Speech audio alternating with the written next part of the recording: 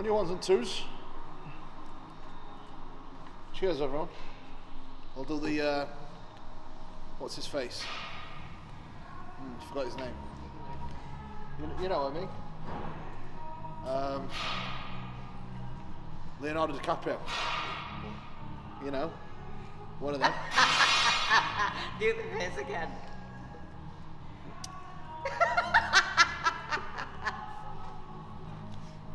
It's not that funny, let's face it. It is. It's not that funny. It is. So, we have an RDL session going down. Big session. So we shall see. Last night, sleep was pretty poor for some reason, but you know, I'm not making excuses. Still going to be a good session. Just lining it up just in case it's not how I want it to go. But regardless, should go very well. So we'll just take it from there. But yeah, time to get it.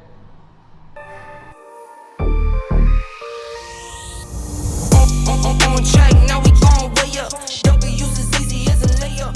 Working late, stay up. So, just a little bit of warm up, a little bit of blood in my back. Nothing strenuous, probably like 50% effort.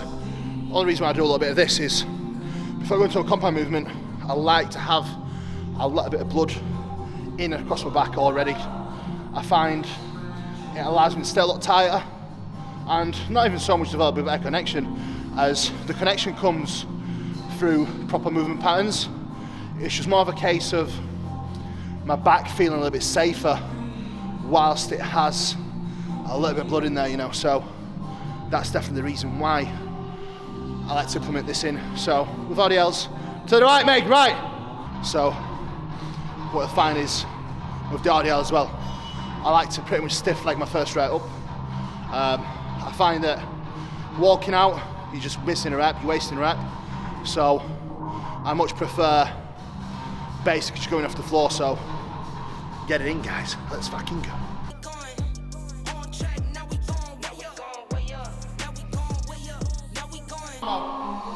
So you might not be able to see me. All you're going to see is like beard, bit of a red t-shirt, red pants. Look at this, even vibras are matching. All red.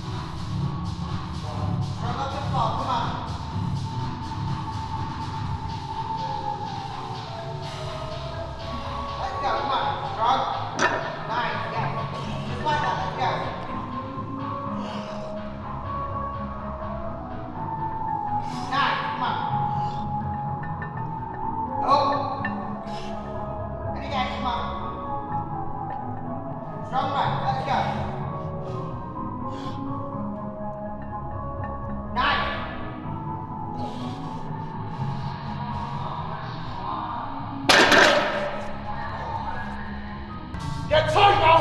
Stay fucking tight! Easy! Come on! Easy!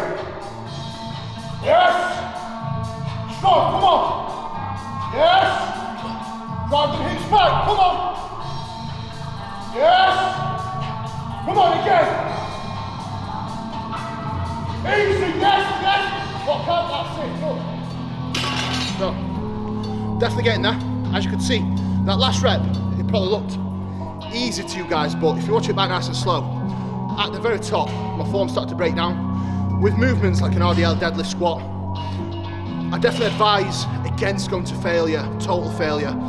Again, mechanically, the risk versus reward is not there at all. I think, you know, allowing your form to totally break down in favour of chasing an extra rep that isn't really staying on the muscle intended to work is just foolish in my opinion. It's something that I previously did a lot and it cost me a lot of progress. Like, this is my all-time PB in an RDL And pulling off the floor is a little bit harder as well. Just want to point that one out and get that in there. That was 5 reps.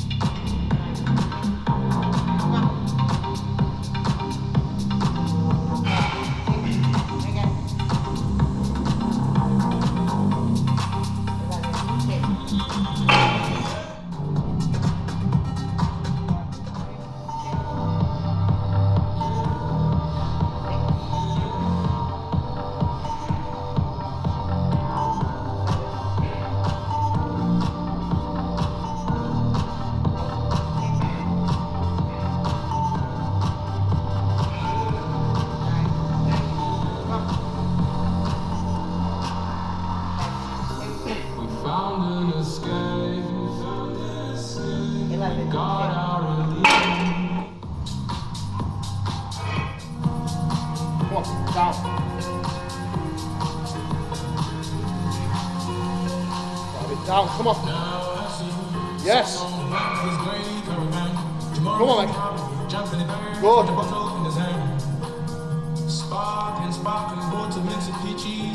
Come on. Honestly, I don't drink, but if I did, this would be my favorite one.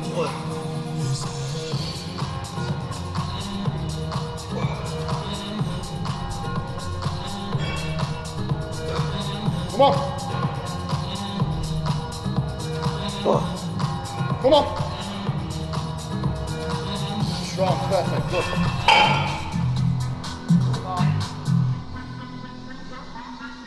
5, 6, 7, 8,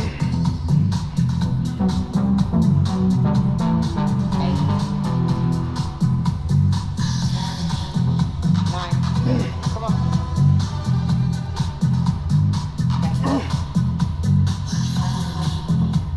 One more.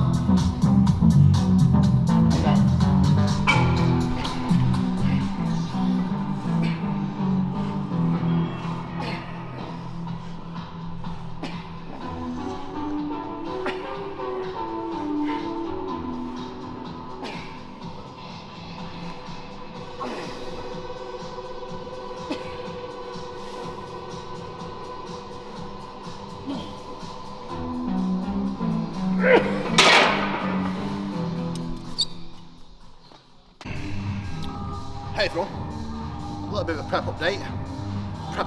It's always prep. So, potentially sitting at 24 weeks out from Arnold Classic. Potentially, why I'm saying potentially, around probably 30 of my clients are actually planning on doing that show. So, potentially, because if all 30 actually do go ahead doing that show, I don't think it's going to be a good idea me competing. For me to reach the levels of conditioning that I need to reach, I don't think I will have the mental capacity to really handle it and give them exactly what they need in terms of attention. And you know, it's a big show, so I'll play it by ear. I'm going to be ready regardless, and just take it from there. But you know, I think the decision will be made probably about 4 weeks out from the actual show. Obviously working with Stefan this year definitely aligns with how I like to do things. I feel very fresh, I feel healthy. Honestly, it has been a very, very good off-season. I've been far more meticulous than ever with everything, to be honest, and you know, it's been hard work to keep it up. I always say this, discipline gives freedom, and you know, anyone who's been deep into off-season as an open bodybuilder, having to eat 750 grams of carbohydrates every single day, bringing it up to 6,000 calories per day, you know, it becomes a full-time job. Coaching on top of this, gym business on top of this, planning yet another gym with Charles and Mike, you know, it can definitely get on top. But you know, sessions with Charlie definitely help a great deal, and just staying on it, obviously having Meg to help me as well. You know, people don't see the amount of work that actually goes into the business of coaching and the business of Ultraflex in general. You know, it's a 12-14 hour day thing. You know, it doesn't stop from the time I wake up until the time I go to bed. It's a constant job, but more on the off season. I definitely think it's been the most successful off season I have ever had, in my opinion, and that's just through keeping on top of my recovery, my routine. I think the biggest change and the biggest improvement has definitely been routine. You know, being able to stay meticulous with my training times or my meal times, with my recovery days. You know, I think that's been the biggest game changer in my actual progression. Listening to my body as well a little bit more, and you know, making sure that I'm nailing my sleep as well, and being consistent with bedtime and sleep times. I think that's been super essential, and you know, it's made a dramatic difference to my physique because I'm using a fraction of supplementation that I was using in the past, and I'm the biggest I've ever been, by far. You know, so, and I'm, you know, holding decent condition as well. So I'm definitely proud of what I achieved this year, from a personal perspective as a bodybuilder, in business and in life in general. I definitely feel like I've matured a lot as a person, in and out of the gym, and I feel like I'm probably a better person all around as well. I'm definitely more mindful of others, and you know, growing up a little bit as well. And you know, it's a bit of a hard pill to swallow, and a little bit of a task to swallow your own ego when, you know, it has been there. I'm not going to lie, I've had a bit of a big ego since my early days through many things that I did in past. Obviously working doors, etc., and you know, not being the person I am now. And you know, I think the more I've dropped my ego, I've been a better person to be around and a better person to work with as well, with my business partners, and a better coach to all my athletes too, and probably a better boyfriend, and then you know, a better brother, better son, to name it. But yeah, it's been a great year. You know, it's been hard for everyone, including myself and you know, my loved ones and all my clients. But we're filming this how many days before gym's opening? A week. 6 days? Yeah, 6 days. So you know, 6 days, guys, and we've got a little bit of freedom back, which I am very excited about, and I hope to see you all soon at Ultraflex. Plenty more improvements. Yeah, I'm definitely looking forward to it, guys. Thank you very much for tuning in. You know, it has been a little bit sort of boring because, you know, there's not much I can do apart from just give you content of me training and getting it done. You know, same shit over and over again, but, you know, I'm still sharing it with you all guys, still taking a journey. 24 weeks out from Arnold Classic, so, you know, level up has almost come to an end. I'm going to start the road to Arnold Classic very soon.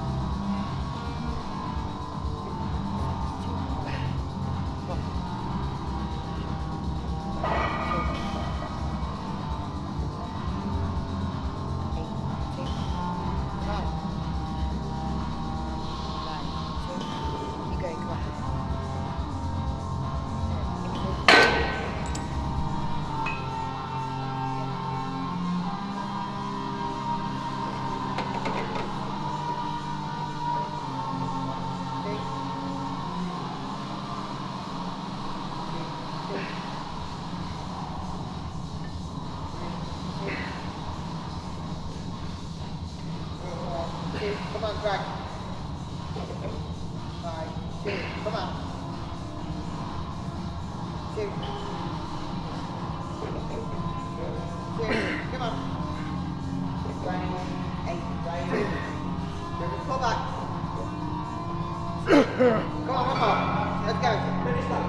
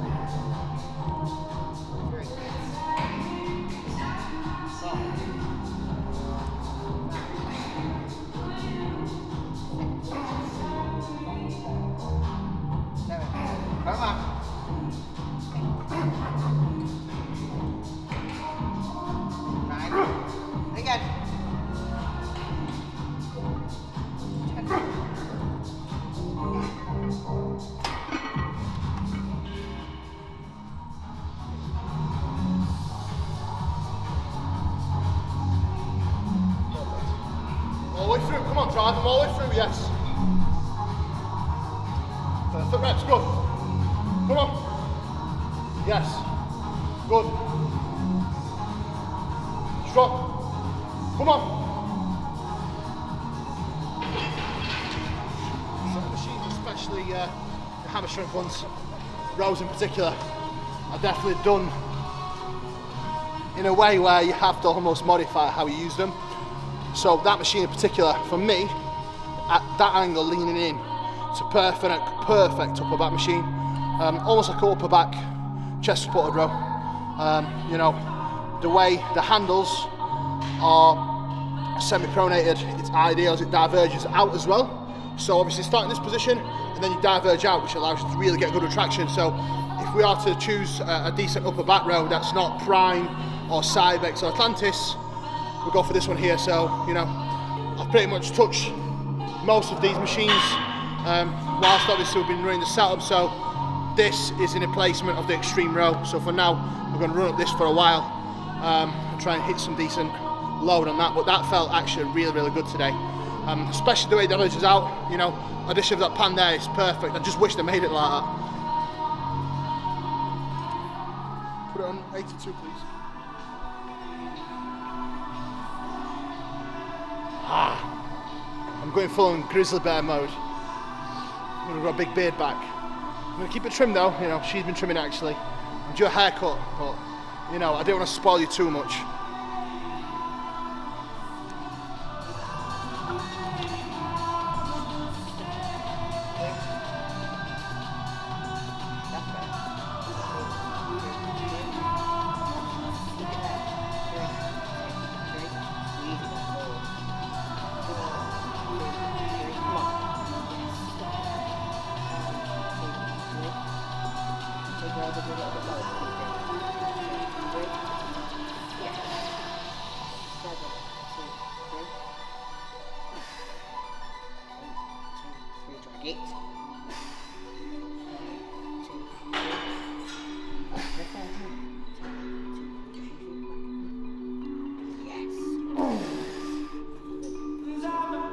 Come on.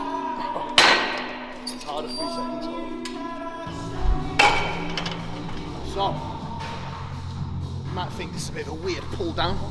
That's what I call a rear delt pull down. So, the way my elbows diverging in line with muscle fibers of the rear delt.